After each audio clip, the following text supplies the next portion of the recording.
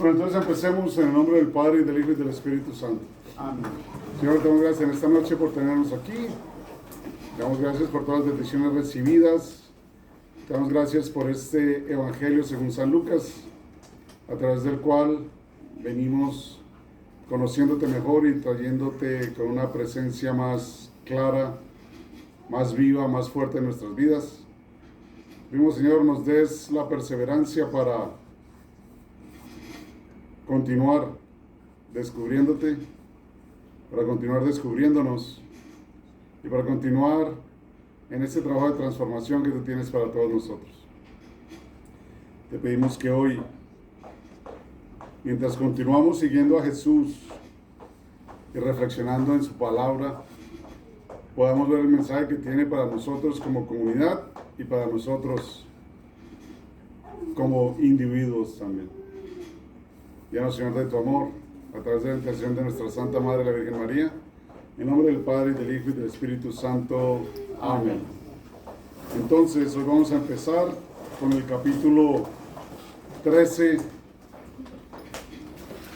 de San Lucas. ¿A quién le pedía el 13?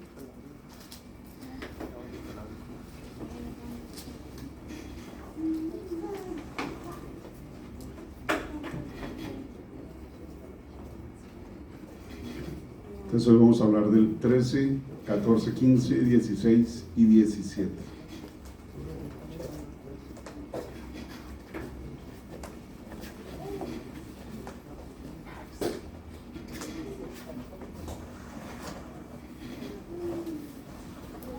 En aquel mismo momento llegaron algunos que le contaron lo de los Galileos, cuya sangre había mezclado Pilato con la de sus sacrificios. Les respondió Jesús: ¿piensan que esos Galileos eran más pecadores que todos los demás Galileos porque han padecido estas cosas? No, se los aseguro. Y si no se convierten, todos perecerán del mismo modo. O aquellos 18 sobre los que se desplomó la torre de Siloé y los mató, ¿piensan que eran más culpables que los demás hombres que habitaban en Jerusalén? No, se los aseguro. Y si no se convierten, todos perecerán del mismo modo. Les dijo esta parábola: un hombre tenía plantada una higuera en su viña. Fue a buscar fruto en ella y no lo encontró.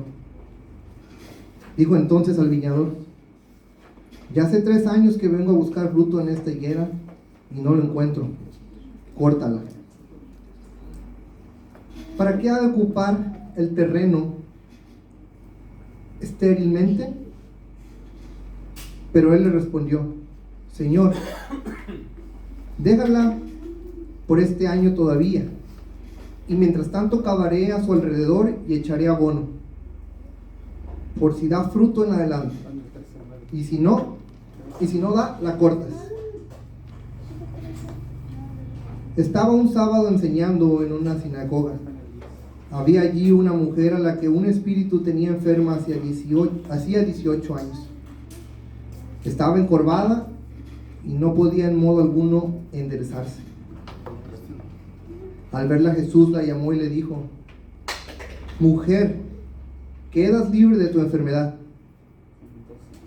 Y le impuso las manos, y al instante se enderezó y glorificaba a Dios. Pero el jefe de la sinagoga, indignado de que Jesús hubiera hecho una curación el sábado, decía a la gente: hay 6 días en que se puede trabajar. Vengan pues esos días a curarse, y no en día de sábado. Le replicó el Señor: hipócritas, ¿no desatan del pesebre todos ustedes el sábado a su buey o su burro para llevarlos a brevar? Y a esta que es hija de Abraham, a la que ató Satanás hace ya 18 años, ¿no estaba bien desatarla de esta ligadura en día de sábado? Y cuando decía estas cosas, sus adversarios quedaban confundidos mientras que toda la gente se alegraba con las maravillas que hacía. Decía pues, ¿a qué es semejante el reino de Dios? ¿A qué lo compararé? Es semejante a un grano de mostaza que tomó un hombre y lo puso de su huerto. Creció hasta hacerse árbol y las aves del cielo anidaron en sus ramas. Dijo también, ¿a qué compararé el reino de Dios? Es semejante a la levadura que tomó una mujer y la metió en 3 medidas de harina hasta que todo fermentó. Atravesaba ciudades y pueblos enseñando mientras caminaba hacia Jerusalén. Uno le dijo, Señor, ¿son pocos los que se salvan? Él les dijo, luchen por entrar por la puerta estrecha, porque les digo, muchos pretenderán entrar y no podrán. Cuando el dueño de la casa se levante y cierre la puerta, se pondrán los que están afuera a llamar a la puerta, diciendo, Señor, ábrenos. Y les responderá, no sé de dónde son. Entonces empezarán a decir, hemos comido y bebido contigo y has enseñado en nuestras plazas. Pero les volverá a decir, no sé de dónde son. Retírense de mí todos los malhechores. Allí será el llanto y el relinchar de dientes cuando vean a Abraham, Isaac y Jacob y a todos los profetas del reino de Dios, mientras a ustedes les echan fuera. Y vendrán de oriente y occidente, del norte y del sur, y se pondrán a la mesa en el reino de Dios. Pues hay últimos que serán primeros, y hay primeros que serán últimos. En aquel mismo momento se acercaron algunos fariseos y le dijeron, sal y vete de aquí, porque Herodes quiere matarte. Y él les contestó, vayan a decir a ese zorro, yo expulso demonios y llevo a cabo curaciones hoy y mañana, y al tercer día soy consumado. Pero conviene que hoy, mañana y pasado siga adelante, porque no cabe que un profeta perezca fuera de Jerusalén. Jerusalén, Jerusalén, la que mata a los profetas y apedrea a los que le son enviados. ¿Cuántas veces he querido reunir a tus hijos, como una gallina sus polluelos bajo las alas, y no han querido?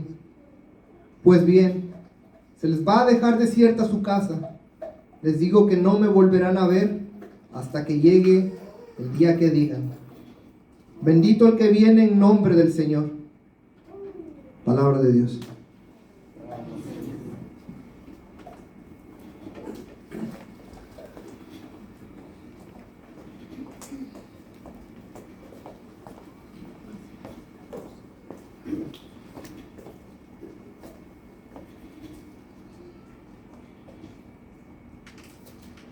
Habla, Señor, tu siervo escucha.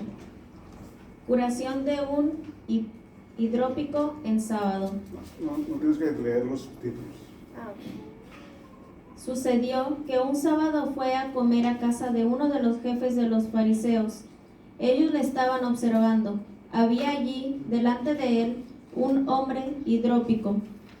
Entonces preguntó Jesús a los juristas y a los fariseos, ¿es lícito curar en sábado o no? Pero ellos se callaron. Entonces le tomó, le curó y le despidió. Y a aquellos les dijo, ¿a quién de ustedes se le cae un hijo o un buey a un pozo un día sábado y no lo saca al momento? Y no pudieron replicar a esto. Notando cómo los invitados elegían los primeros puestos, les dijo una parábola. Cuando alguien te invite a una boda, no te pongas en el primer puesto, no sea que haya invitado a otro más distinguido que tú, y viniendo el que los invitó a ti y a él, te diga, deja el sitio a este, y tengas que ir, avergonzado, a sentarte en el último puesto. Al contrario, cuando te inviten, vete a sentarte en el último puesto, de manera que cuando venga el que te invitó, te diga: amigo, sube más arriba, y esto será un honor para ti delante de todos los que estén contigo a la mesa. Porque todo el que se ensalza será humillado, y el que se humilla será ensalzado. Dijo también al que le había invitado: cuando des una comida o una cena, no llames a tus amigos, ni a tus hermanos, ni a tus parientes, ni a tus vecinos ricos, no sea que ellos te inviten a su vez y tengas ya tu recompensa. Cuando des un banquete, llama a los pobres, a los lisiados, a los cojos, a los ciegos, y serás dichoso, porque no te pueden corresponder, pues se te recompensará en la resurrección de los justos. Al oír esto, uno de los comensales le dijo: dichoso el que pueda comer en el reino de Dios. Él le respondió: un hombre dio una gran cena y convidó a muchos. A la hora de la cena envió a su siervo a decir a los invitados: vengan, que ya está todo preparado. Pues todos a una empezaron a excusarse. El primero le dijo: he comprado un campo y tengo que ir a verlo. Te ruego me dispenses. Y otro dijo: he comprado 5 yuntas de bueyes, voy a probarlas. Te ruego me dispenses. Otro dijo: me acabo de casar y por eso no puedo ir. Regresó el siervo y se lo contó a su señor. Entonces el dueño de la casa, airado, dijo a su siervo: sal enseguida a las plazas y calles de la ciudad, y haz entrar aquí a los pobres y lisiados, a ciegos y cojos. Dijo el siervo: Señor, se ha hecho lo que mandaste, y todavía hay sitio. Dijo el Señor al siervo: sal a los caminos y cercas y obliga a entrar hasta que se llene mi casa, porque os digo que ninguno de aquellos invitados probará mi cena. Caminaba con él mucha gente, y volviéndose les dijo: si alguno viene junto a mí y no odia a su padre, a su madre, a su mujer, a sus hijos, a sus hermanos, a sus hermanas y hasta su propia vida, no puede ser discípulo mío. El que no lleve su cruz y venga detrás de mí, no puede ser discípulo mío. Porque ¿quién de ustedes que quiere edificar una torre no se sienta primero a calcular los gastos y ver si tiene para acabarla?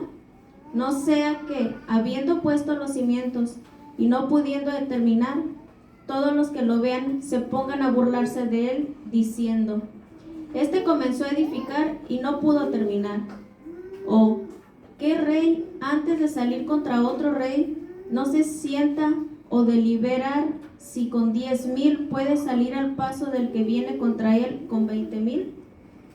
Y si no, cuando el otro está todavía lejos, envía una embajada para pedir condiciones de paz. Pues de igual manera, cualquiera de ustedes que no renuncie a todos sus bienes no puede ser discípulo mío. Buena es la sal, mas si también la sal pierde su sabor, ¿con qué la sazonarás? No es útil ni para la tierra ni para la basura, la tiran fuera.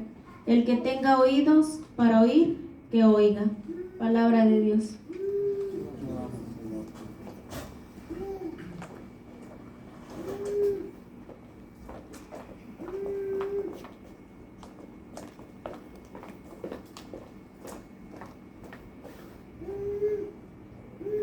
Todos los publicanos y pecadores se acercaban a él para oírle. Los fariseos y los escribas murmuraban, diciendo: este acoge a los pecadores y come con ellos. Entonces les dijo esta parábola: ¿quién de ustedes que tiene 100 ovejas, si pierde una de ellas, no deja las 99 en el desierto y va a buscar la que se perdió hasta que la encuentra?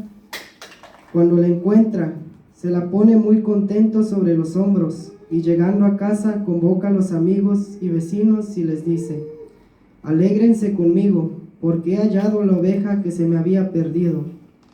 Les digo que, de igual modo, Habrá más alegría en el cielo por un solo pecador que se convierta que por 99 justos que no tengan necesidad de conversión. O, ¿qué mujer que tiene 10 dracmas, si pierde una, no enciende una lámpara y barre la casa y busca cuidadosamente hasta que la encuentra?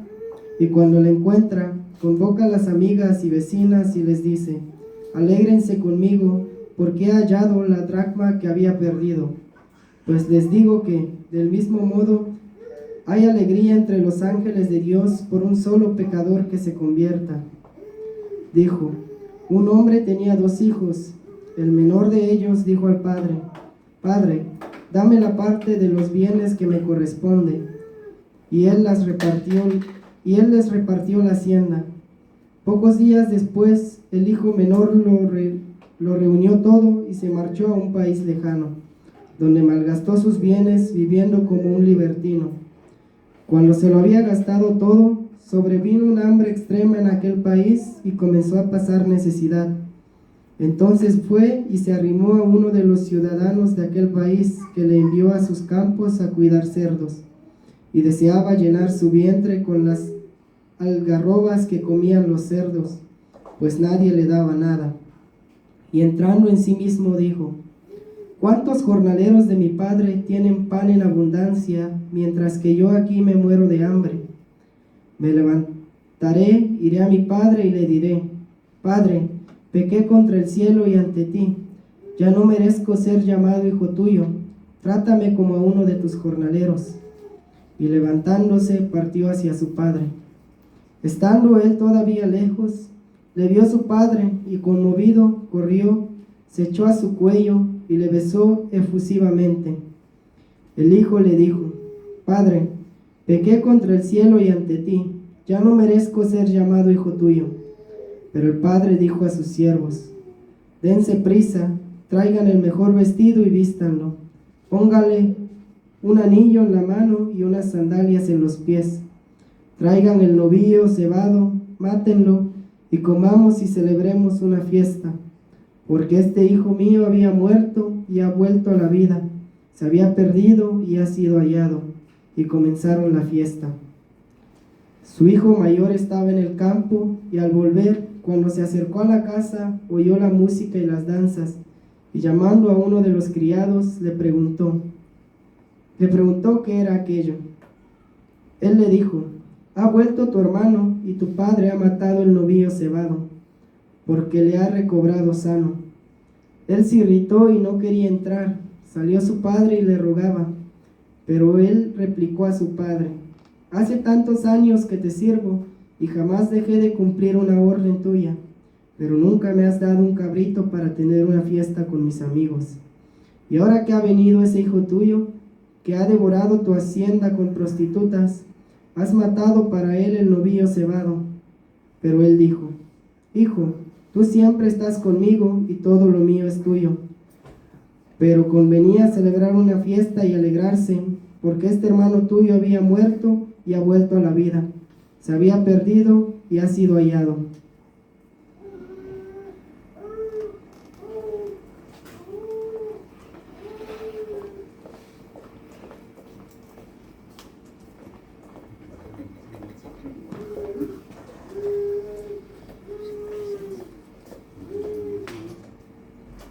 Decía también a sus discípulos: había un hombre rico que tenía un administrador a quien acusaron ante él de malbaratar sus bienes. Lo llamó y le dijo: ¿qué oigo decir de ti? Dame cuenta de tu administración, porque ya no seguirás en el cargo. Se dijo entre sí el administrador: ¿qué haré ahora que mi señor me quita la administración? Cavar no puedo, mendigar me da vergüenza. Ya sé lo que voy a hacer para que cuando sea destituido del cargo me reciban en sus casas. Y llamando uno por uno a los deudores de su señor, dijo al primero: ¿cuánto debes a mi señor?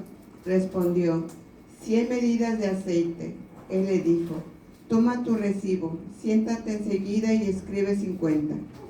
Después dijo a otro: ¿tú cuánto debes? Contestó: 100 cargas de trigo. le dice, toma tu recibo y escribe 80. El Señor habló al administrador injusto porque había obrado con sagacidad, pues los hijos de este mundo son más sagaces que los de su clase, que los hijos de la luz.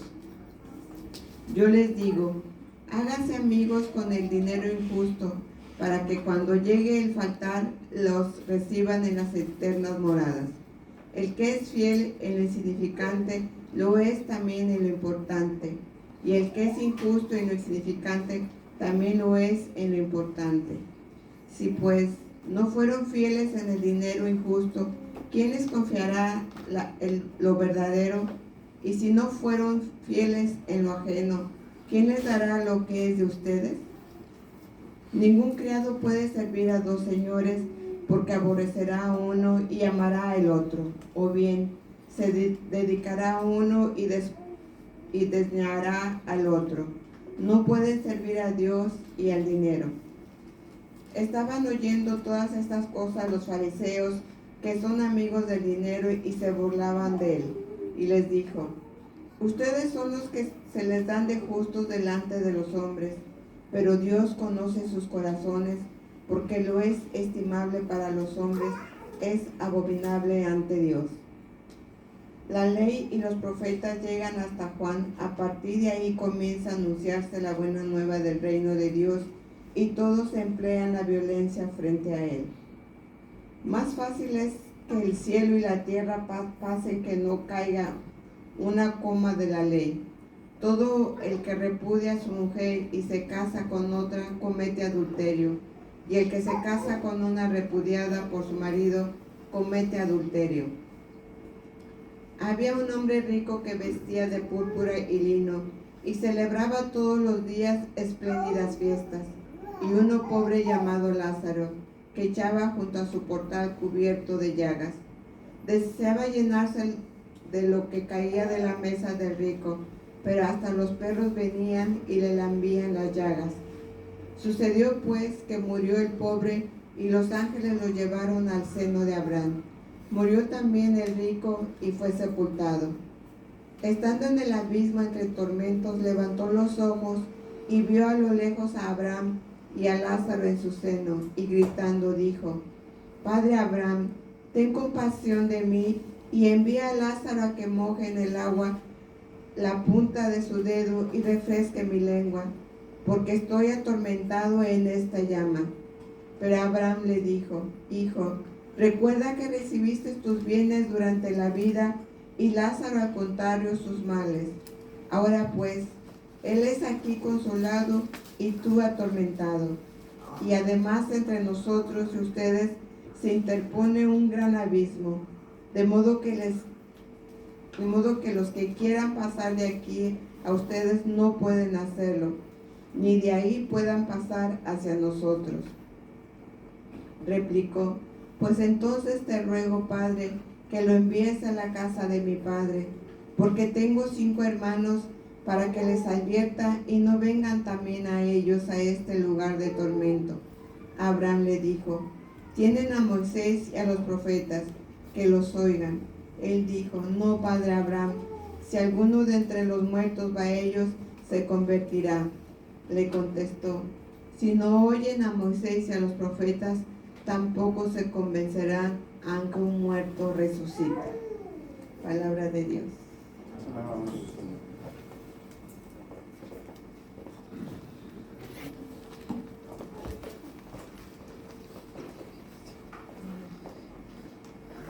Dijo a sus discípulos, es imposible que no haya escándalos, pero hay de aquel por quien vienen. Más le vale que le pongan al cuello una piedra de molino y le arrojen al mar, que escandalizar a uno de estos pequeños. Anden pues con cuidado. Si tu hermano peca, repréndelo, y si se arrepiente, perdónalo. Y si peca contra ti 7 veces al día, y 7 veces se vuelve a ti diciendo, me arrepiento, lo perdonarás. Dijeron los apóstoles al Señor, aumentanos la fe. El Señor les dijo, si tuvieran una fe como un grano de mostaza, habrían dicho a esta morera, arráncate y plántate en el mar, y les habría obedecido. ¿Quién de ustedes que tiene un siervo arando o pastoreando, y cuando regresa del campo le dice, pasa al momento y ponte a la mesa, no le dirá más bien, prepárame algo para cenar y cíñete para servirme, y luego que yo haya comido y bebido, comerás y beberás tú? ¿Acaso tienes que dar las gracias al siervo porque hizo lo que le mandaron? De igual modo ustedes, cuando hayan hecho todo lo que les mandaron, digan, no somos más que unos pobres siervos, solo hemos hecho lo que teníamos que hacer. De camino a Jerusalén, pasó por los confines entre Samaria y Galilea. Al entrar en un pueblo, salieron a su encuentro 10 hombres leprosos, que se pararon a distancia, y levantando la voz dijeron, Jesús, Maestro, ten compasión de nosotros. Al verlos les dijo, vayan y preséntense a los sacerdotes. Y sucedió que mientras iban quedaron limpios. Uno de ellos, viéndose curado, se volvió glorificando a Dios en alta voz, y postrándose de rostro en tierra, a los pies de Jesús, le daba gracias, y este era un samaritano. Tomó la palabra Jesús y dijo, ¿no quedaron limpios los 10? Los otros 9, ¿dónde están? ¿No ha habido quien volviera a dar gloria a Dios sino este extranjero? Y le dijo, levántate y vete, tu fe te ha salvado. Habiéndole preguntado a los fariseos cuándo llegaría el reino de Dios, le respondió, la venida del reino de Dios no se producirá aparatosamente, ni se dirá, véanlo aquí o allá, porque miren, el reino de Dios ya está entre ustedes. Dijo a sus discípulos, días vendrán en que desearán ver uno solo de los días del Hijo del Hombre y no lo verán, y les dirán, véanlo aquí, véanlo allá, no vayan ni corran detrás, porque como el relámpago fulgurante que brilla de un extremo a otro del cielo, así será el Hijo del Hombre en su día. Pero antes tendrán que padecer mucho y ser reprobados por esta generación. Como sucedió en los días de Noé, así también será también en los días del Hijo del Hombre. Comían, bebían, tomaban mujer o marido, hasta el día en que entró Noé en el arca. Vino el diluvio y los hizo perecer a todos. Lo mismo sucedió en los días de Lot. Comían, bebían, compraban, vendían, plantaban, construían. Pero el día que salió Lot de Sodoma, llovió fuego y azufre del cielo que los hizo perecer a todos. Así sucederá el día en que el Hijo del Hombre se manifieste. Aquel día, el que esté en la azotea y tenga sus enseres en casa, no baje a recogerlos, y de igual modo, el que esté en el campo no se vuelva atrás. Acuérdense de la mujer de Lot. Quien intente guardar su vida la perderá, y quien la pierda la conservará. Yo les digo, aquella noche estarán 2 en un mismo lecho, al uno tomarán y al otro lo dejarán. Habrá 2 mujeres moliendo juntas, a una la tomarán y a la otra la dejarán. Y le dijeron, ¿dónde, Señor? Él le respondió, donde esté el cuerpo, allí también se reunirán los buitres. Palabra del Señor.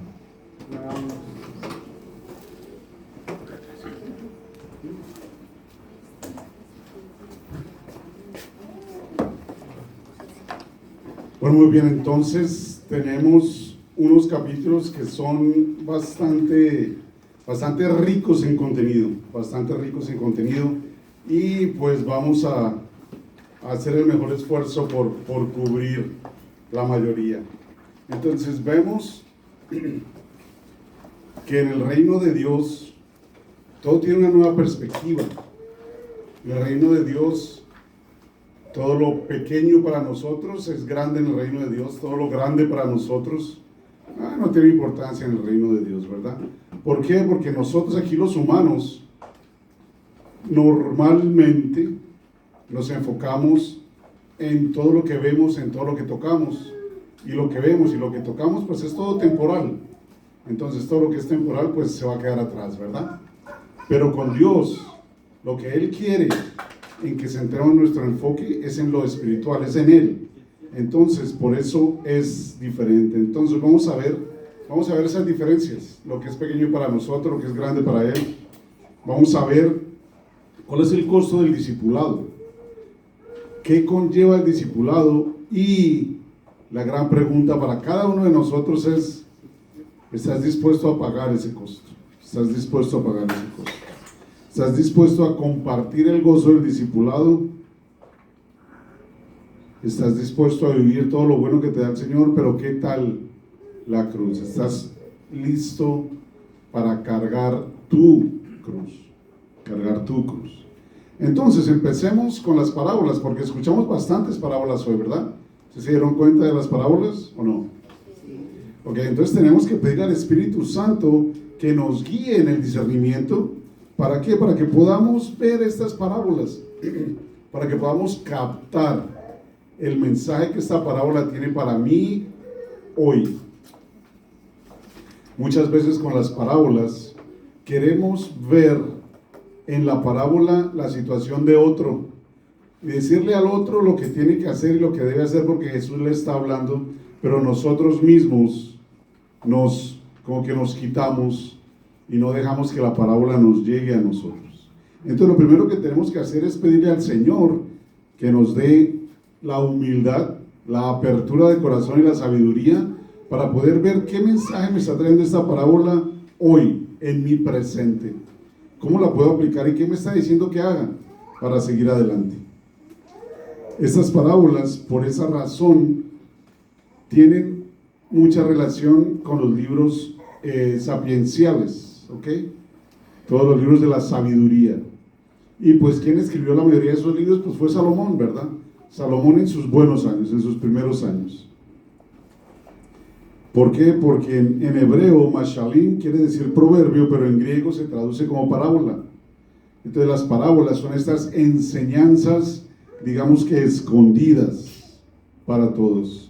¿Se acuerdan lo que decía, lo que dijo Jesús a los discípulos al respecto de por qué enseñaba en parábolas él? ¿Se acuerdan o no se acuerdan? A ver, hagan memoria. Para que lo entendieran. Para que lo entendieran. ¿Para que qué? Para que ellos comprendieran. ¿Para que ellos comprendieran? ¿O más bien al revés? Para que no comprendieran. Para que no comprendieran, ¿verdad? Él decía, para que aunque miren, no vean, y aunque oigan, no escuchen, porque tienen el corazón tan duro que no son capaces, como decimos nosotros, de ver más allá de la punta de su nariz, ¿verdad? No son capaces de escuchar más allá de lo que la palabra literal dice. Entonces, él hace estas parábolas ¿para qué? Para incitarnos a nosotros a pensar, a decir, bueno, pero pues, ¿qué con esa historia de una higuera? ¿Qué con esa historia de una moneda? Eso a mí cómo me compete. Entonces tenemos que pedirle a él que nos dé esa sabiduría para poder aplicarla en lo personal, porque hoy tenemos muchas. Tenemos la higuera estéril, el grano de mostaza, la cantidad de levadura, la puerta estrecha, los asientos en las grandes cenas, la sal, la oveja perdida, la moneda perdida, el hijo pródigo, el administrador infiel, todo esto, ¿verdad? Y si bien puede que no todas apliquen a nosotros, de la mayoría podemos aprender algo y podemos asimilar algo para organizar, para dirigir nuestra vida de una mejor manera en camino, en nuestra peregrinación hacia la casa del Padre. Entonces, Salomón escribió los proverbios, pero Jesús hace de estas parábolas y de estas historias una historia mesiánica. O sea que no son algo bueno, no son algo nuevo, porque ya en el Antiguo Testamento se utilizaban, pero en Jesús se hacen la palabra de Dios, obviamente, y adquieren una calidad mesiánica, o sea, una calidad de que son palabras de salvación. Son palabras de salvación, ¿ok? Entonces, ahora después que miremos las preguntas, tratamos de ir sobre las parábolas, a ver qué nos pueden decir cada una de las parábolas, en vez de ir ahorita. Esas las vamos a hacer después. Sigamos entonces con estas parábolas, cómo nos hacen ver nuevamente que estas parábolas no son simplemente para escucharlas. La palabra de Dios no es solo para escucharla, sino es para hacerla. Y si es para hacerla, entonces requiere esfuerzo. Y si requiere esfuerzo, entonces tiene un costo. Un costo. ¿Y cuál es el costo del discipulado? Bueno, el costo del discipulado viene del llamado de Jesús. Ven y sígueme. El maestro invita al discípulo a que lo siga. a que lo siga. Pero al pedirle que lo siga, no le está pidiendo que simplemente camine detrás del maestro, el discípulo camine detrás del maestro mirándolo, con las manos entre los bolsillos, digamos, y solo mirando, no. Si hacemos eso, somos simplemente admiradores. Simplemente admiradores. Pero él lo que quiere es que seamos un verdadero discípulo. Y la diferencia es que el discípulo hace de la vida del maestro su propia vida. Entonces trata de imitar al maestro, con el propósito de que eventualmente llegue a ser parecido al maestro y obre de tal manera que básicamente sea el maestro el que vive en él, como nos dice San Pablo. Ya no soy yo quien vive, sino Cristo que vive en mí. Ese es un verdadero discípulo, el que hace de su vida un reflejo de la vida del maestro. Y eso es lo que quiere decir hacer, ser hacedor de la palabra. Esa es la diferencia entre admirador y discípulo, entre hincha y discípulo. Entonces, tenemos que tomar nuestra cruz. No se trata de escoger nuestra cruz. Porque si fuéramos a escoger nuestra cruz, pues, ¿qué cruz creen que escogerían ustedes? La más livianita, ¿verdad? La más fácil. La que pueda levantar con un dedo y no me haga sudar. La que no me haga doler la espalda, ¿verdad? Pero no, Jesús dice, toma tu cruz, porque esa es la tuya y nadie más tiene por qué cargarla. Tu cruz la diseñó, la planeó Él para ti y no para castigarte. Tomar tu cruz no significa una autoflagelación. Cargar tu cruz significa aceptar quién eres, aceptar tu vida, aceptar los desafíos y también las bendiciones para caminar con Jesús. Entonces, aquí tenemos que tener muy presente esto. Toma tu cruz y sígueme. Pero aquí tenemos que ver algo sobre todo los padres de familia, aquellos que tenemos hijos. Porque en ningún lado dice Jesús, toma tu cruz y la cruz de tus hijos y sígueme. Toma tu cruz y la cruz de tu cónyuge y sígueme. Toma la cruz de tu comunidad y sígueme. No. Él dice, toma tu cruz, porque la cruz es algo personal. Entonces es nuestra labor como individuos, sí, de cargar nuestra cruz, pero también de ayudar al hermano, al hijo, al primo, al papá y a quien sea, a que ellos acepten también su cruz y la carguen. De pronto podemos participar un poco en ayudarles a que la empiecen a cargar, pero no la debemos cargar por ellos. ¿Por qué? Porque si la cargamos por ellos, los hacemos incapaces. Les quitamos la oportunidad de descubrir a Dios. Les quitamos la oportunidad de descubrirse a sí mismo. Les quitamos la oportunidad de descubrirse cuál es su potencial. Y al final del día los hacemos inútiles. Entonces, toma tu cruz y ayúdale a tu prójimo a tomar la suya. Porque solo tomando la cruz vamos a poder unir nuestra vida a Cristo en su cruz. Y así hacer una realidad en la vida también. Otra idea que San Pablo nos utiliza, nos enseña, que dice que él en su vida completa lo que le falta a la cruz de Jesús. ¿Y qué le podría faltar a la cruz de Jesús? Aquel que por amor entregó su vida para darnos vida eterna. ¿Qué le puede faltar a la cruz de Jesús? Díganme. ¿Cómo? Acompañamiento. ¿Alguna otra idea? ¿El amor de quién? El amor de nosotros. El amor de nosotros. ¿Qué más? Unir mi sufrimiento con Él. Unir mi sufrimiento a Él. Y las tres básicamente están diciendo lo mismo, ¿verdad? Poner mi sufrimiento con Él, o sea, unirme, acompañarlo y darle mi amor. Eso es lo que le falta a la cruz de Jesús. Ni sí es lo que le hace falta a su cruz. Porque para eso vino, para que yo me uniera a esa cruz. No para que dijera, ay, tan bueno Jesús que vino a salvarme, ahora que Él cargue su cruz y yo me voy por las petacas. No. Yo debo unir todo mi ser, yo debo unir mi cruz a la cruz de Jesús, para entonces sí tener vida y vida en abundancia. ¿Ok? Tener vida y vida en abundancia. Entonces, tenemos aquí en el numeral de la reunión en grupo, que habla del costo del discipulado de este autor Dietrich Bonhoeffer o algo así. Él habla de la gracia barata en comparación con la gracia divina. Y la gracia barata es la gracia que nosotros tenemos, la gracia que no cuesta, la gracia que no desafía, la gracia que no me lleva a una transformación, o sea, una gracia humana. Entonces, si yo me dejo llevar por los elogios de la gente, porque me digan, ay, qué tan bueno es usted, ay, qué tan entregado es usted, y no me preparo y no me entrego de verdad y no hago mis deberes como deben ser, entonces me quedo a vivir en la vanagloria del mundo, en el dinero del mundo.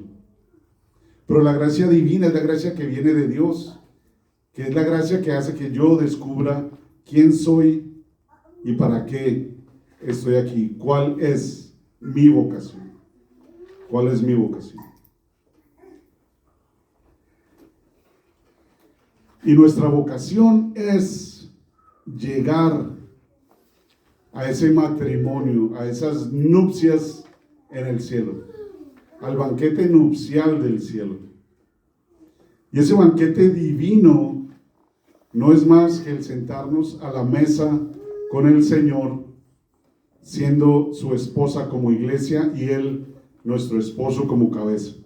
Entonces, en todo banquete, en donde hay comida, pues siempre hay una alianza, porque a través de la alianza es donde se comprometen las relaciones, es donde se fortalecen las relaciones, es donde los compromisos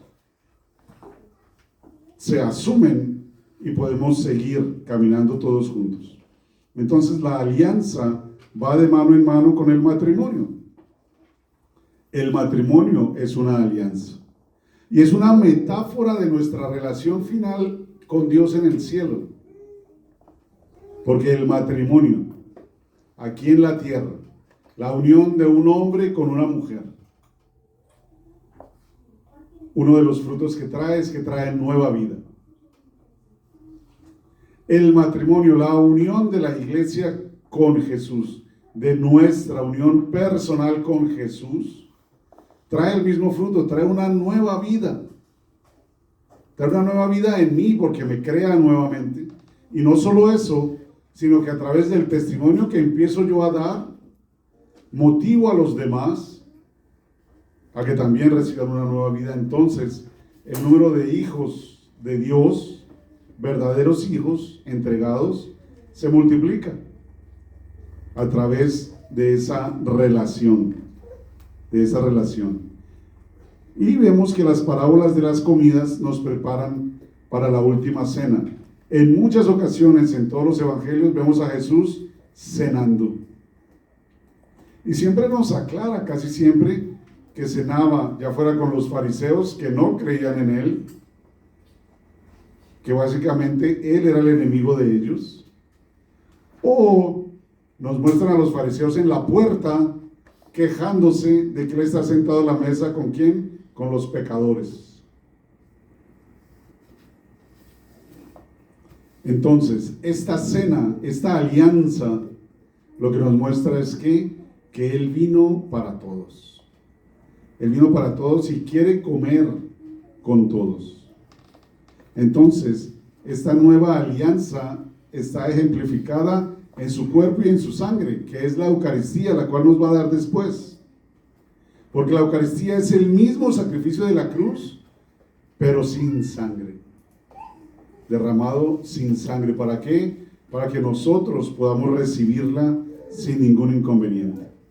Sin ningún inconveniente. Entonces, si la Eucaristía es el cuerpo de Jesús y se hace uno con nosotros al recibirlo en la comunión, pues ¿qué es esto? No es más que la unión nupcial entre Él y nosotros, su iglesia. Y es un adelanto a lo que vamos a vivir cuando Él nos llame a su reino, al final de los tiempos.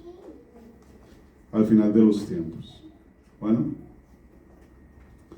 aquí en este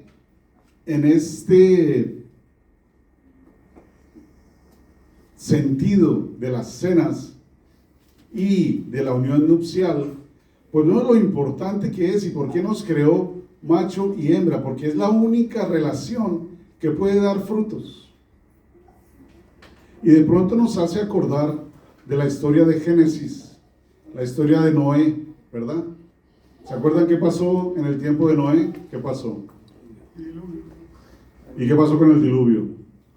¿Por qué envió Dios el diluvio? ¿Por qué?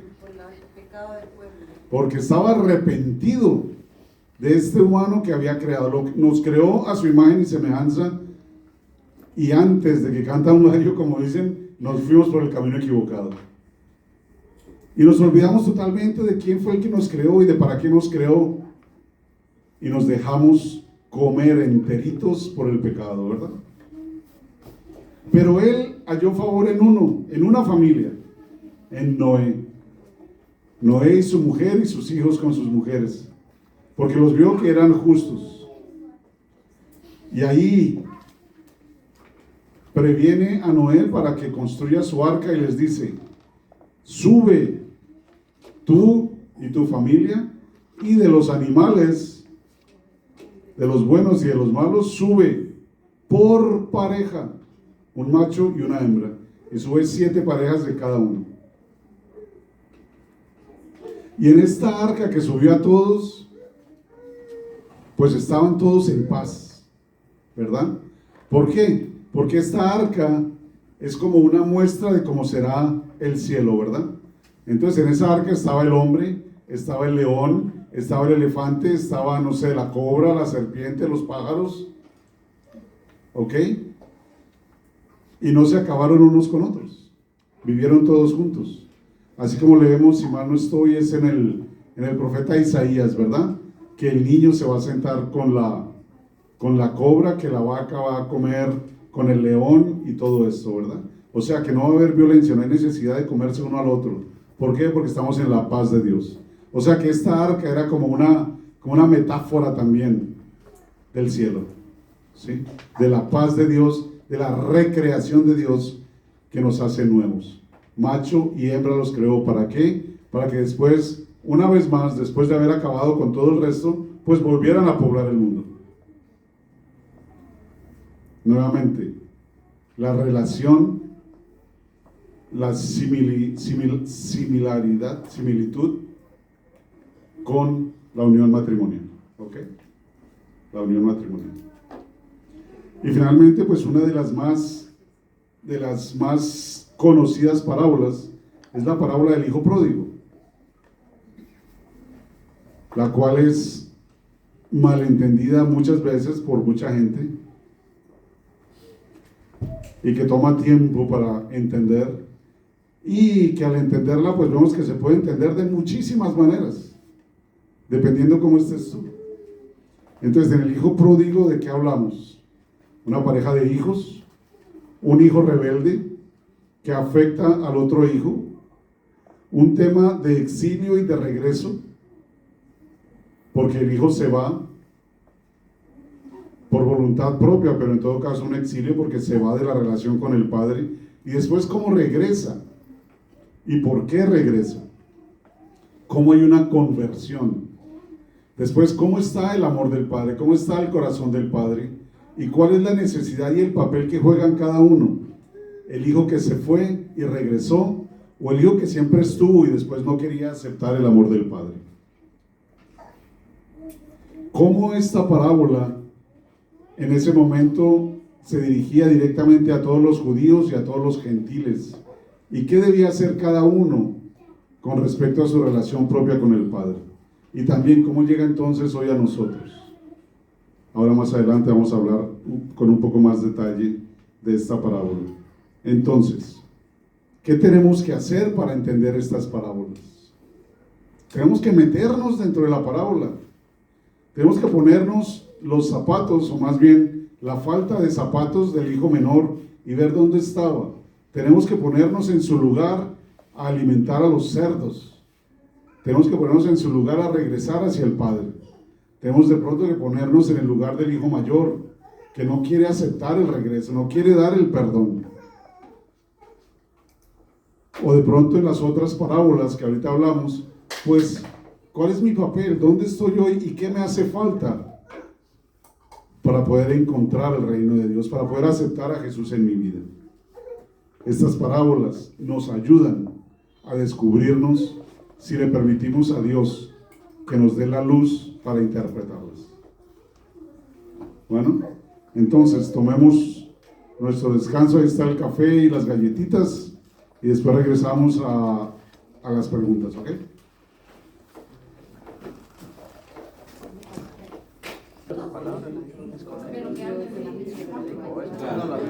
Muy bien, entonces regresemos aquí todos y empezamos con la 30. ¿Cómo se relacionan las enseñanzas del árbol que da frutos? Mesa que más aplauda. ¿Quién va a hablar? Rafael.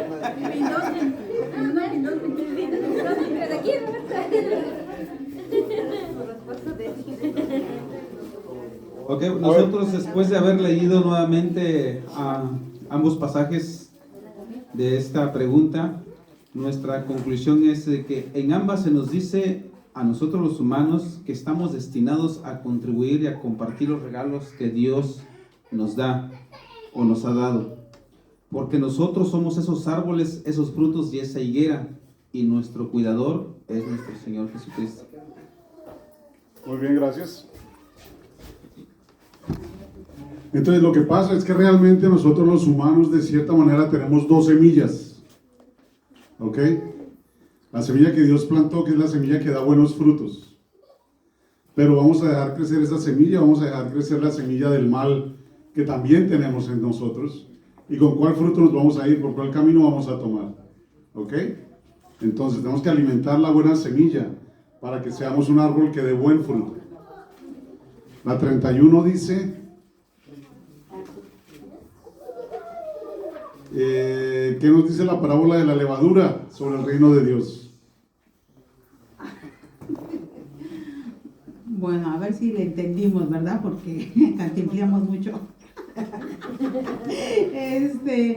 Como dice que como para los fariseos su levadura era como su egoísmo o la hipocresía, ¿verdad? Para Herodes era como la riqueza. Entonces yo pienso que para nosotros los humanos es el pecado, nuestra levadura, ¿verdad? Entonces, ya no me hagas sacar que ya me cortó la inspiración.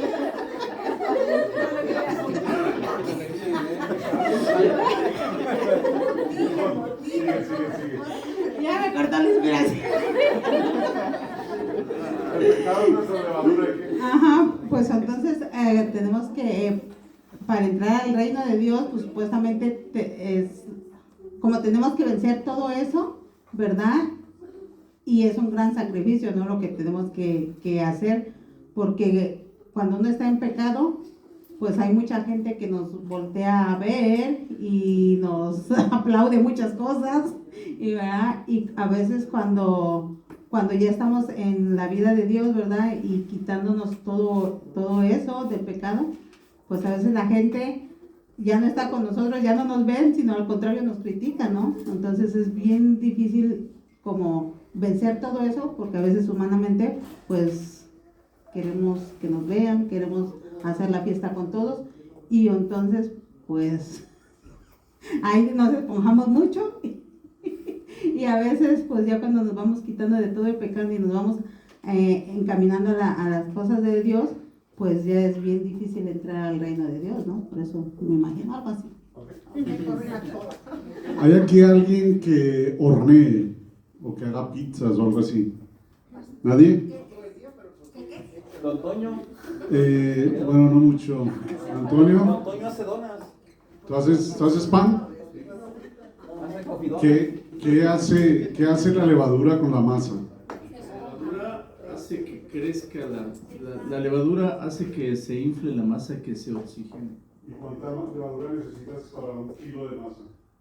Dependiendo, ahí tiene muchas cosas que ver, tiene la temperatura del agua, la temperatura del ambiente. No sé, es un puñito, no es gran cosa.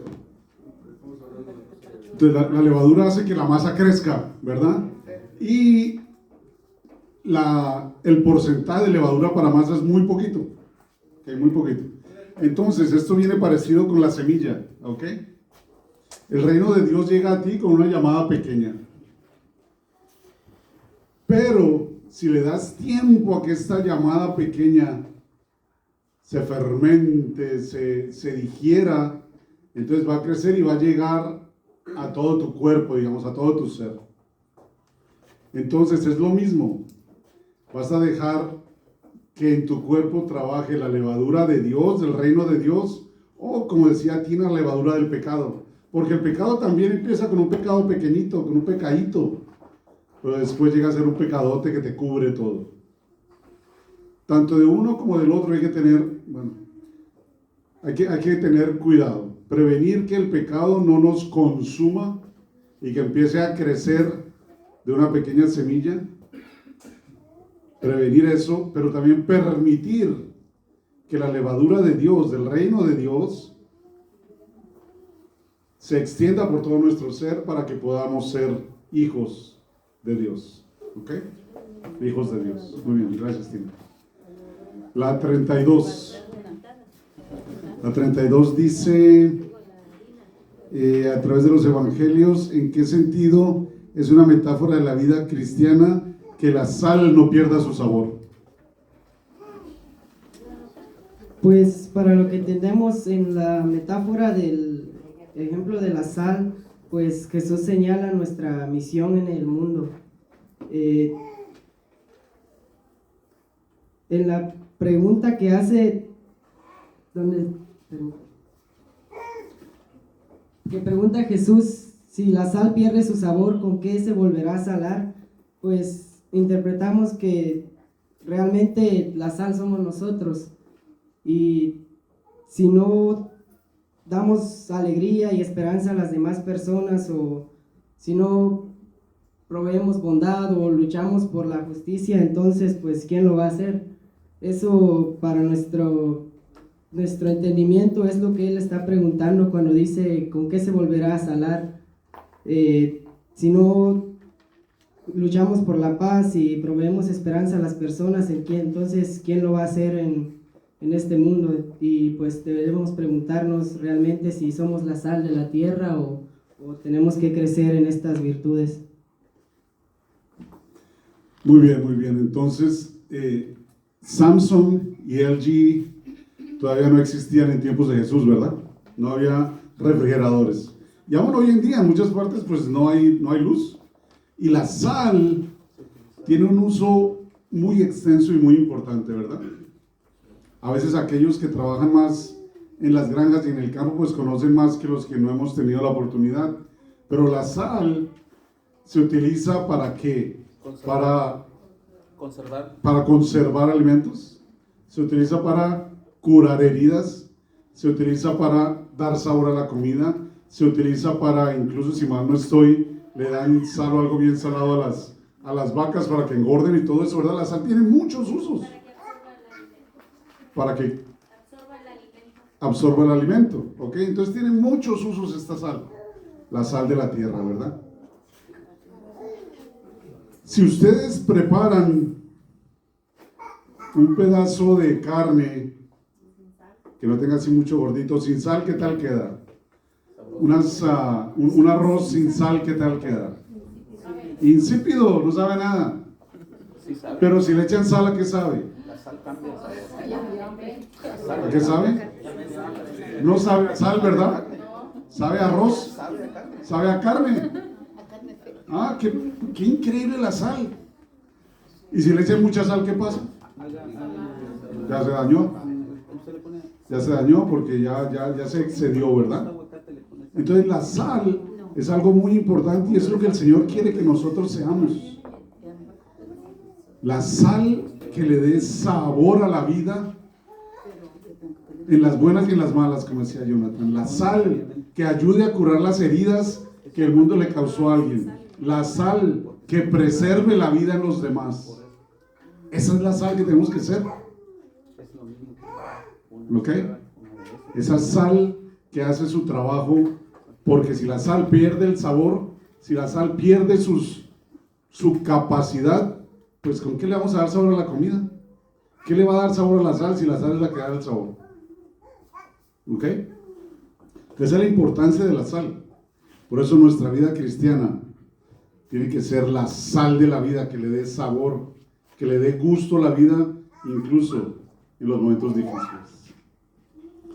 33. ¿Qué nos dice la parábola de la oveja perdida acerca de Dios?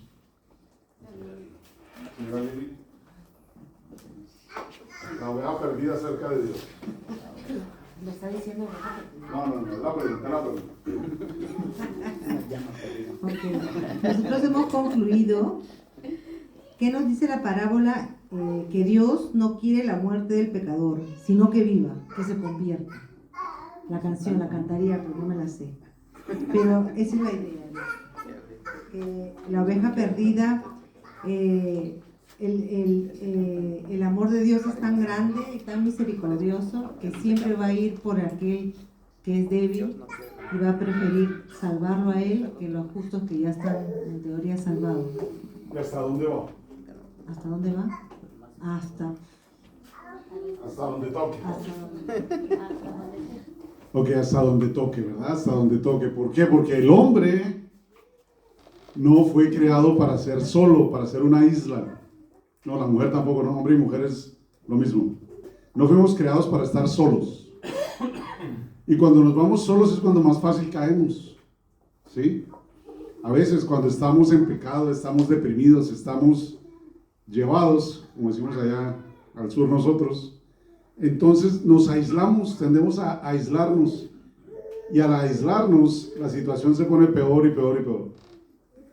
¿Okay? Entonces el Señor está siempre listo para buscarnos, Él siempre está tocando la puerta, así como en el Apocalipsis, ¿no? Yo toco la puerta, y siempre está tocando, y se va ¿hasta dónde? Hasta el final. ¿Se acuerdan lo que hablamos del bautizo? ¿Dónde fue el bautizo? En el lugar más bajo de la tierra. Hasta allá va el Señor. ¿Para qué? Para sacarnos a la oveja perdida. Y con gozo se la pone en los hombros y la lleva al redil. ¿Ok? ¿Por qué? Porque las 99 todavía tienen compañía y, como decía Lili, pueden trabajar juntas, pueden darse apoyo todavía. Y después regresa y las pone a todas juntas. ¿Ok?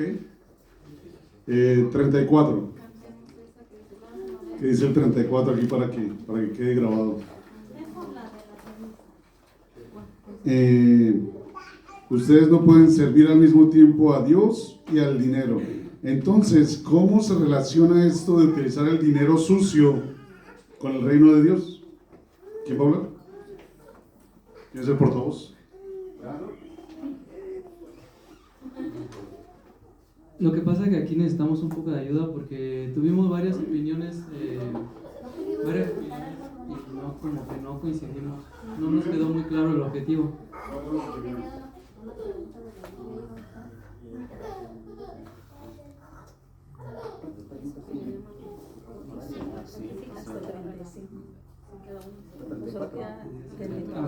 Bueno, que no podemos ser que no podemos adorar a Dios y al dinero. Entonces, una de las opiniones era que yo con el don que yo tengo, que Dios me prestó, puedo generar dinero, pero todo el tiempo agradezco a Dios porque me deja generar. Entonces ahí estamos como a la par con Dios y con el dinero. Y otras opiniones era que puedes tener dinero pero no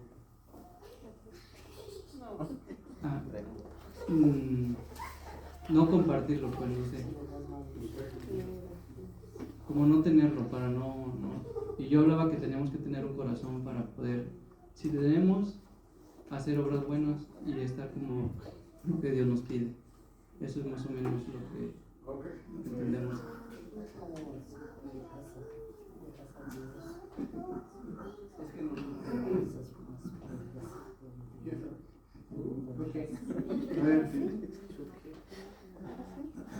Dice que en la parábola del mayordomo deshonesto, el amo elogia al mayordomo deshonesto por su manera de actuar. ¿Qué lección está tratando el Señor Jesús aquí?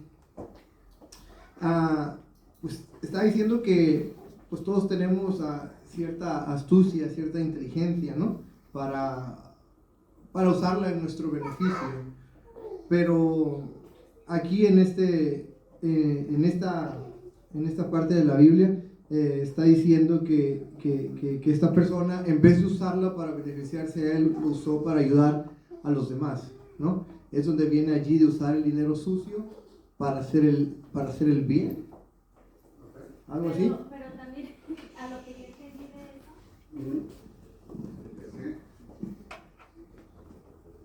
de que él quiso hacer el bien, ayudar a las personas para cuando él necesitara, también lo ayudaran. Pero lo quiso hacer mal, con, digamos, dinero del patrón, con los beneficios del patrón. Entonces ahí ya estábamos como todos con opiniones diferentes y el Señor nos ayudó un poquito más. Eso es lo bueno de las parábolas, que todos lo vemos con un ojo personal, ¿sí? Entonces, eso es lo importante, y está bien, ¿ok? Está bien. Entonces, el dinero y Dios. ¿Cómo hacemos para no servirle al dinero y sí poder servirle a Dios? Está diciendo Dios aquí que el dinero es malo en sí.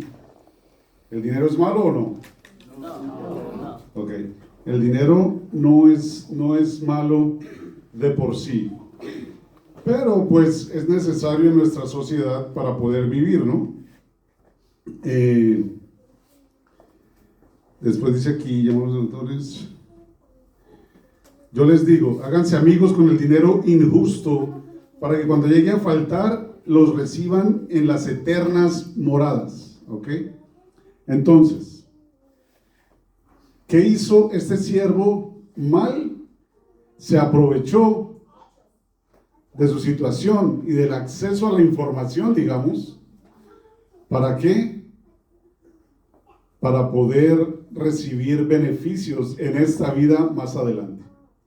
Pero para eso se tuvo que humillar, tuvo que aprender a ser un poco humilde y bajarse al nivel de los que debían, ¿sí? Y entonces se bajó con ellos teóricamente haciendo algo indebido, pero se puso al nivel de ellos. ¿Para qué? Para que ellos lo pudieran mirar como uno de ellos y después le tendieran el brazo de amigos, ¿verdad? ¿Por qué lo alabó? Porque de esta manera él aprende a bajarse y mirar al prójimo, en cómo hacerle un bien al prójimo, a pesar de que estaba haciendo un bien con cosas que no eran de él, pero en todo caso le estaba haciendo un bien. Entonces, cuando le falle ese dinero, él, con esa experiencia que tiene, puede hacer lo que sea necesario para acudir a aquel que sí lo puede ayudar haciendo las cosas bien, o sea, con Dios. Porque a través de esta práctica, digamos, aprendió a ser humilde y aprendió a mirar al otro. A través de esto puede aprender a mirar a Dios, y entonces, cuando ya el dinero ya no esté ahí, ya pueda decirle a Dios: Señor, te necesito a ti y estoy dispuesto a todo para recibir tu ayuda, para recibir tu salvación. ¿Ok? ¿Por qué? Porque el dinero pues lo necesitamos, y como decían, no es malo tener harto dinero con tal de que el dinero esté para servirte a ti y al prójimo, y no para tú servirle al dinero. ¿Ok? Si tú estás esclavo de solo hacer y acumular, pues entonces él se convierte en tu Dios. Pero, exactamente, así como le pasó al hombre con los hilos, ¿verdad? Pero si tienes el dinero para ponerlo a trabajar para ti y para el prójimo, entonces ya es diferente. Y así puede pasar con cualquier bien, ¿verdad? Cualquier bien temporal que tengamos. Si tengo un coche y compro un coche que me encanta, pero el coche me gusta tanto que pues no quiero que se le gasten las llantas, que no quiero que los asientos se dañen, entonces que nadie se me suba al carro, que nadie me mire, que nadie me toque, que no llueva, pues entonces me convierto en esclavo del coche. En vez de que el coche me sirva para lo que es, una herramienta que me lleva del punto A al punto B, ¿verdad? Y se convierte en mi Dios. De eso es lo que está hablando él aquí. No hagan de las cosas temporales algo eterno para ustedes, porque es imposible, ustedes no pueden hacerlo. No idolatren a nadie ni a nada, porque al único que debemos adorar es a Dios. El único que nos da la vida y el único que nos da todo lo que necesitamos es Dios. ¿Diácono? Sí. ¿Puedo agregar algo a eso? Claro. Yo también... Un momento. Yo puedo identificar aquí también algo más, que no justifiquemos ni confundamos el apego al dinero con el camino cristiano. El camino cristiano de justicia, humildad y pobreza, porque a veces decimos, o los que tienen dinero muchas veces dicen, oh, es que yo tengo mucho dinero porque es un regalo de Dios. Quizás es un regalo de Dios, pero no lo está obteniendo de la manera adecuada, ni lo está utilizando de la manera adecuada. Entonces muchos dicen, si yo tengo dinero, pues es regalo de Dios, pero no hace nada por Dios, ¿sí? Entonces yo pude notar eso al leer este pasaje. Y también puede notar que nuestra preocupación no sea tener lo que nos falta, sino cuidar y cultivar lo que nos da vida. Es decir, evitemos la codicia que te lleva a marginar el evangelio y a convertir el dinero o los tesoros en tu Dios. Exactamente. Exactamente. No podemos darle gracias a Dios porque cuando fui a robarle $1 millón a Alfredo no se dio cuenta y yo me quedé con el dinero y él está bien también, ¿verdad? No puedo darle gracias a Dios por eso. Tristemente en Colombia, pues muchos nos conocen por toda esa etapa del narcotráfico, ¿verdad? Y vemos cómo muchos de ellos se ponían a rezarle que a la Virgencita para que el trabajito que tenían que hacer ese día les saliera bien. Y el trabajito era matar a 2, 3, robarse a 2, 3, sobornar a otro. Ese era el trabajito. Y le pedían a la Virgen que les ayudara. Eso es una desgracia, ¿verdad? Una desgracia para uno. Entonces, exactamente, no podemos divinizar nada de lo temporal, ¿ok? No podemos aprovecharnos de eso ni lavarnos la conciencia diciendo que estamos haciendo el bien. Y bueno, esto de que este hombre fue y les dejó a los deudores bajar su deuda, pues tristemente lo vemos hoy todavía. Tristemente esta cuestión de las drogas ha hecho un daño terrible en nuestra sociedad. Nuestro famoso Pablo Escobar, él teóricamente dicen que hizo mucho para el pueblo y el pueblo lo amaba. ¿Por qué? Porque les dio casa, les dio escuelas, les dio campos de fútbol, pero con el dinero que era la sangre de todo el país. ¿Ok? Y entonces, ¿qué hizo la gente después? Pues lo protegían. Y él iba de casa en casa escondiéndose y no lo podían encontrar porque pues tenía 3,000 casas donde esconderse. Entonces no podemos hacer eso. Se aplica lo que acabamos de leer, ¿no? Totalmente. Haz amigos con el dinero. Exactamente, haz amigos con el dinero sucio. Y bueno, pues Dios quiera que cuando le llegó su hora de morir en este mundo, pues se haya podido arrepentir al menos en el último momento, ¿verdad? Vamos a ver. Bueno, y la última, estamos hablando de los 10 leprosos. Los 10 leprosos que vienen donde Jesús, y le piden que los limpie, y él simplemente dice, pues vayan y preséntense. En el camino quedaron limpios, pero solo uno regresó, el samaritano. ¿Qué pudieron ver de esta parábola? El valor de la gratitud, el reconocimiento de la grandeza y el poder de Dios. Ajá. ¿Y por qué siempre hablan ¿Por qué de los 10? samaritanos? Porque, ok, exactamente. Entonces, vámonos un poquito al Antiguo Testamento. En el Antiguo Testamento llegaron ¿cuántas tribus a la tierra prometida? 12. 12 tribus. Durante el reinado de David, las 12 tribus se unieron. Digamos que eran 12 estados independientes y bajo David se hizo un solo estado, manteniendo las individualidades en todo caso, pero un solo estado bajo David. Después él murió, llegó Salomón. Salomón al final de su tiempo no fue tan bueno y el hijo fue un poco peor y se dividió el reino. Y se dividió en 10 al norte y 2 al sur. ¿Okay?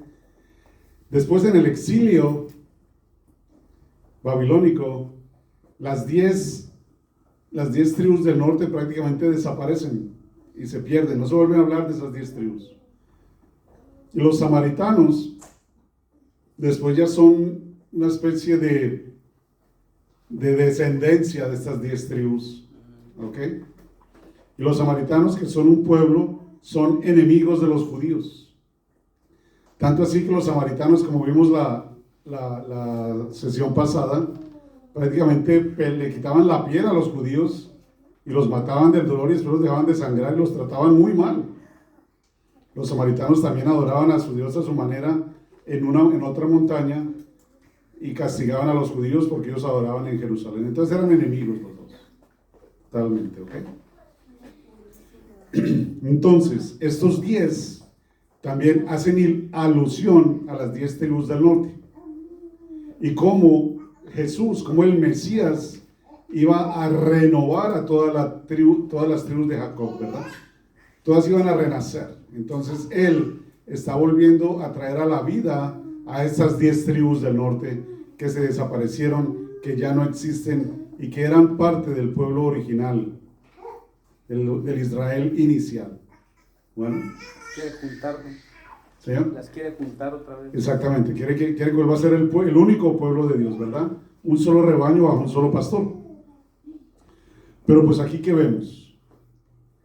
De los 10, uno, el samaritano, el que era como el más enemigo, pues fue el que se dio cuenta de la grandeza y regresó a dar gracias y alabar al Mesías.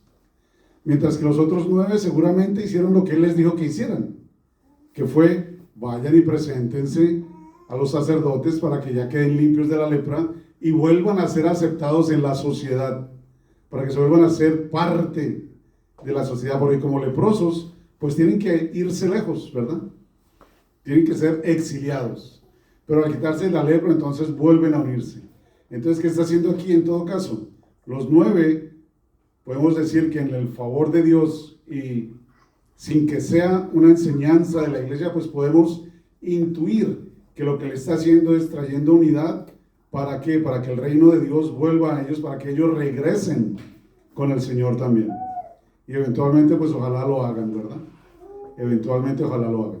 ¿Mónica? Entonces, sí sanó a los 10, solamente uno regresó a dar gracias. Sí, claro. Sí quedaron sanos. Claro, ahí dice la lectura, dice, Sí. En el camino quedaron sanos, pero solo uno regresó. O sea que todos recibieron el favor de Dios, todos recibieron la gracia de la sanación de Dios. Bueno, tenemos que intuir de que si recibieron la gracia, pues fue por obra de Dios, obviamente, pero Él siempre dice que se haga según tu fe, ¿verdad? Entonces, de alguna manera, en todo caso, sí creían en el poder de Jesús, de que los podía sanar. De alguna manera, que no se volvieron a dar gracias, bueno, pues pronto no era su tiempo todavía, ¿ok? Entonces, todo esto y todas estas otras parábolas, pues tienen que llegar a ayudarnos a hacer nuestro corazón blandito, para dejar que el amor de Dios dé fruto, ¿ok? Que se vuelva tierra fértil. Entonces, la moneda perdida es muy parecida a la oveja perdida, ¿verdad? ¿Por qué? Porque la mujer va y levanta toda la casa hasta encontrar la moneda. La oveja perdida es buscada y buscada hasta que es encontrada. ¿Para qué? Para volverla a traer con el grupo. Y ahí dice Jesús, en el cielo habrá más fiesta por un pecador que se convierta y por 99 justos que no necesitaban de él. Entonces, miremos todas estas parábolas haciéndonos partícipes de cada una de ellas. Y de esa manera podamos sacar el jugo completo de ellas, en cómo nos pueden ayudar en nuestro camino con Dios, por Dios y para Dios. Bueno. Amén. ¿Alguna pregunta? ¿Algún otro comentario? Sí. Quisiera saber más acerca del, ya ve que nuestros hermanos, nosotros dicen el arrebatamiento o la, ¿cómo se llama el otro? O que habrán dos mujeres y quedará solo una. Eso quiero saber. Dos mujeres estarán moliendo juntas, pero una será llevada y la otra dejada. ¿Eso me puede explicar un poquito acerca de eso? Pues personalmente tengo que profundizar yo un poco más en eso también, pero ¿qué quiere decir esto? Él dice, estén preparados. ¿Por qué? Porque no saben ni el día ni la hora. ¿Ok? Ni el día ni la hora. También ahí, antecitos de eso, leemos que no todo el que diga Señor, Señor entrará, ¿verdad? Porque Él va a decir, ¿quién eres tú? No te conozco. Y tú le vas a decir, Señor, yo estaba ahí en la primera fila. En el sermón de la montaña yo era el primero de la fila. Y te va a decir, no, yo no te conozco. ¿Ok? ¿Por qué no te conoce? Porque posiblemente sí lo escuchaste, pero no lo viviste. Entonces, estas dos mujeres que están, de cierta manera podríamos relacionarlas un poquito con eso. Una hizo la palabra de Dios y la otra no. La otra solo la escuchó o la ignoró. Entonces, como Marta y María. no necesariamente, porque a Marta no la está criticando ni la va a dejar. Marta estaba sirviendo en todo caso, solo que de cierta manera estaba poniendo más énfasis a las ocupaciones manuales, digamos, a las ocupaciones temporales, ¿ok? Más que María, que le estaba poniendo su interés al Espíritu. Entonces, no necesariamente es que Marta estuviera haciendo algo malo, simplemente que no tenía su enfoque dirigido más a lo importante y más a lo inmediato, digamos. Pero los dos son necesarios, porque venimos a servir, ¿verdad? Y en el servicio es que nos encontramos. Porque Él mismo dice, Jesús mismo dice, el Hijo del Hombre no vino a ser servido, sino a servir. ¿Ok? Entonces, en el servicio no hay nada malo. Pero lo que pasa es que aún sirviendo, el Señor tiene que estar de primero. Por eso también dice ahí, ¿verdad? Que... Ahora se me fue. En el servicio.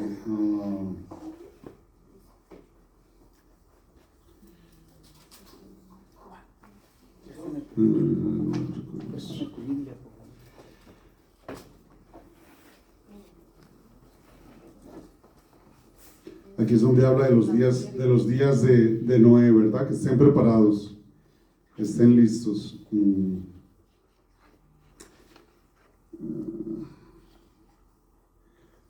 Se me fue la idea de lo que iba a decir.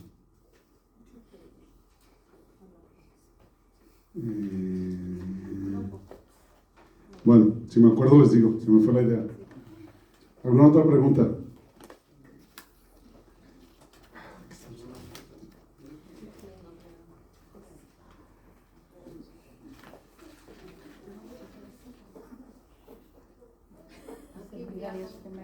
¿Cómo?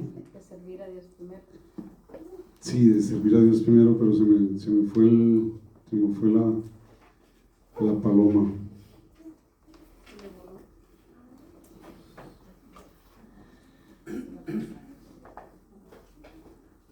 Pero regresando a Rosaleida, entonces, porque también tenía esa pregunta, entonces las dos mujeres, ¿es porque una servía más que la otra? No. No que una servía más que la otra, que una tenía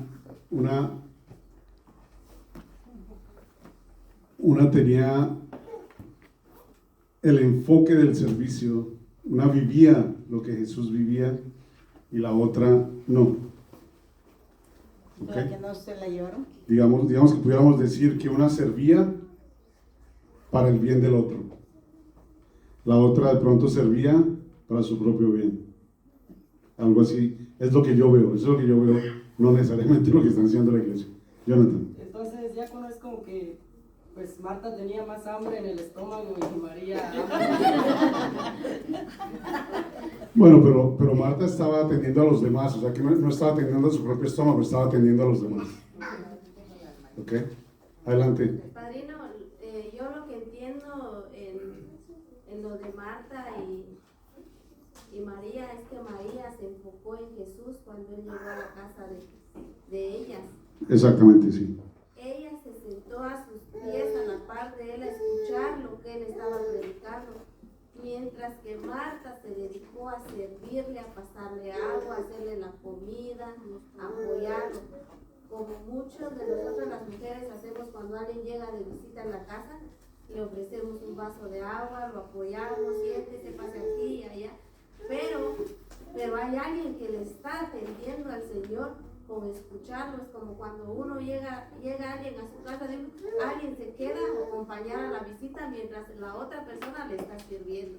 Yo pienso que así está Marta y María, aunque Correcto. nos hayamos salido del enfoque. Sí. Claro, porque en todo caso Marta y María ya están, van a ser llamadas las dos. Ajá, correcto. Y la otra escuchando, pero las dos están. En cambio, en este caso, la que no la llevan es porque no ha seguido al Señor, no ha seguido los mandamientos. Correcto. O no ha hecho lo que, claro, no ha cumplido lo que tiene que cumplir para irse. Ajá. Por ejemplo, ahorita llega el Señor, estamos aquí, todos juntos, quién sabe quién nos lleva. Porque de cierta manera se le podría ver un paralelo a esto de que una es llevada y la otra se deja. De pronto se le puede ver un paralelo al rico y Lázaro, ¿verdad? El rico y Lázaro. ¿Cuál es el pecado del rico? ¿Se acuerdan de la parábola? Él está sentado con vestidos finos a la mesa comiendo banquetes y Lázaro está a sus pies ahí con las llagas que hasta los perros venían. No hay compasión. No hay compasión. ¿Qué más? La gula. Egoísmo. Soberbia. ¿Señor? No servir al prójimo. Ok. Indiferencia, ¿verdad? Indiferencia. Entonces, yo confieso que he pecado de pensamiento, palabra, obra y omisión. Entonces, él está pecando bastante de omisión, ¿verdad? Porque está dejando de ayudar a aquel que tiene necesidad. Él no tiene ojos para ver eso. Él solo tiene ojos para sí mismo. Y los dos mueren. Y habla de que Lázaro va con Abraham mientras él va al lugar de tormento. Y que hay un abismo entre los dos. ¿Y qué le pide él? ¿Cómo hace la petición el rico? Que vaya Lázaro. Egoístamente. Que vaya Lázaro. Antes de eso, cuando está sintiendo calor y quiere agua, ¿qué dice? Que le meta el dedo. ¿Quién? Lo llama por nombre, ¿cierto? En la tierra nunca fue capaz de decirle, Lázaro, Ven a comer. siéntate conmigo, o más bien, llévenle algo a Lázaro para que coma allá lejitos, ¿verdad? No se fijó en él, pero sabía quién era porque allá lo reconoció. Y lo reconoció tanto que lo llamó por nombre propio, Lázaro. Cuando antes ni lo pelaba, pues.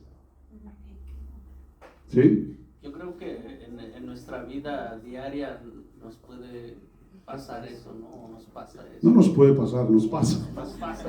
Y después, ¿qué le dice él? Manda a alguien porque si va un muerto, a él sí le creen. Y Abraham le dice, no, ni aunque vaya un muerto van a creer. Si no le creen a Moisés y a los profetas, ni aunque vaya un muerto le creen. Y aquí no vemos qué pasó con Lázaro. Pero si miramos en el Evangelio de San Juan, en el capítulo 12, pues vemos que Jesús resucitó ¿a quién? A Lázaro.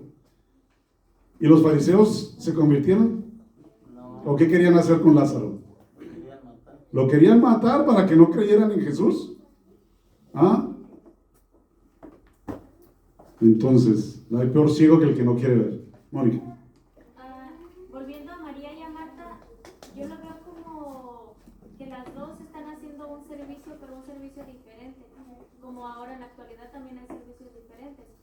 a lo mejor María, que fue la que se arrimó con Jesús, ella quería escuchar para predicar y hacer el servicio de predicación. En cambio, Marta, el servicio de ayudar a las personas, de más como mujer que hace un servicio en alimentar, en cuidar, en las monjitas que hacen un servicio de esa manera. Entonces, probablemente las dos están haciendo un servicio, pero de diferente manera. Claro, lógico, el cuerpo de Cristo tiene muchas partes, ¿verdad? Y cada parte hace algo diferente. Y todas son necesarias.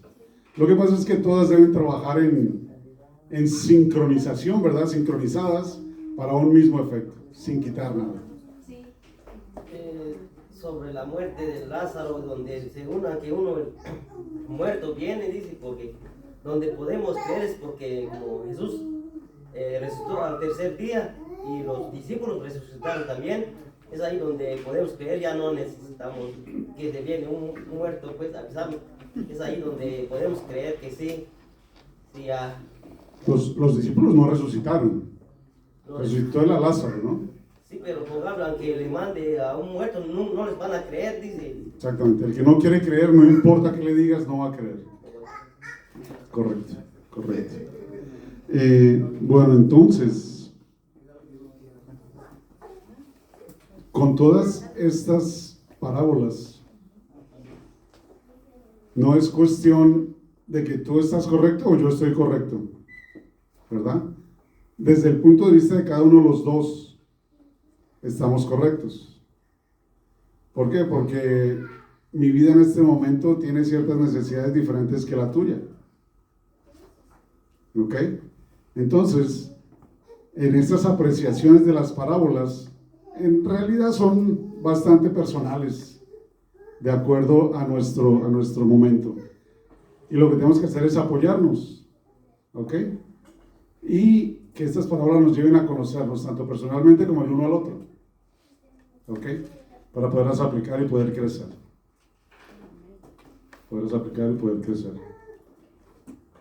Porque tenemos la ventaja de que Jesús le dijo, pero a ustedes se les han revelado, ¿verdad? Le dijo a sus discípulos, a ustedes les explico qué quiere decir cada parábola. Y aquí, Él nos las explica a nosotros. Y cada quien le da, así como dice, el enfoque que más necesitan. Porque yo la de la levadura, yo contesté algo completamente que ellos, algo diferente, pero ya cuando usted lo explicó dije, sí es cierto, yo no había visto la cuestión de que podría ser el pecado, yo solamente lo vi en la abundancia de nuestra fe, de crecer nuestra fe, de aumentarla, de expandirla como la levadura. Cuando dijeron del pecado no se me había venido a la mente eso del pecado, que el pecado también estando pequeño lo podemos expandir. Claro que sí. El pecado es muy astuto y nos envuelve fácilmente. ¿Ok? Perfecto. Entonces vamos a seguir aprendiendo de esto, vamos a seguir caminando con Jesús y por su gracia y voluntad, pues ojalá nos unamos con Él en esa banquete nupcial en el cielo, ¿ok? La próxima semana tenemos 4 capítulos, ¿ok? Del 18 al 21. ¿Por qué no da clase? Sí. No, sí, clase, sí, estaba enseñando. Ok, entonces, ya llegamos a Jerusalén la próxima semana. Llegamos a Jerusalén, entonces preparémonos, porque llegamos como al punto culmen del Evangelio, de la historia de salvación, ¿ok? Entonces, si hasta ahorita hemos recibido desafíos y el Señor quiere que nos miremos más adentro, pues bueno, ahora aún más profundo, ¿ok? Entonces vamos a cerrar con la oración en la página 76.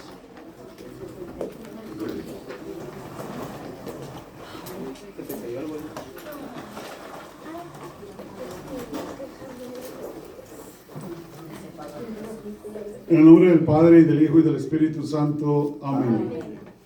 Jesús, nos dices que te encontramos en quienes nos rodean. Los 2 grandes mandamientos, amarte a ti mismo y amar a nuestro prójimo, están tan estrechamente relacionados. Ayúdame a ver las necesidades de los demás que están a mi alrededor y a atenderlas con amor. Jesús, te amo. Señor, que nuestro amor se pueda hacer cada vez más verdadero y que nuestro amor cada vez se asimile más a tu manera de amar. Ayúdanos a tener ojos para ver al prójimo. Ayúdanos a tener ojos para vernos a nosotros mismos. Ayúdanos a escuchar y ayúdanos a sentir, para que llevados de tu mano podamos alcanzar tu voluntad para nosotros y podamos un día hacer parte de tu corte en el cielo por toda la eternidad. Te pedimos por esto a través de la intercesión de nuestra Santa Madre, y te pedimos que el Espíritu Santo remueva de nosotros todo aquello que nos estorbe y que anime su fuego de amor para que nos purifique. Gloria al Padre, y al Hijo, y al Espíritu Santo. Y que el Señor esté con ustedes. La bendición de Dios Todopoderoso, Padre, Hijo y Espíritu Santo, descienda sobre ustedes y permanezca para siempre. Amén. Vamos en paz a seguir viviendo a Dios en nuestro corazón con Lucas, ¿ok?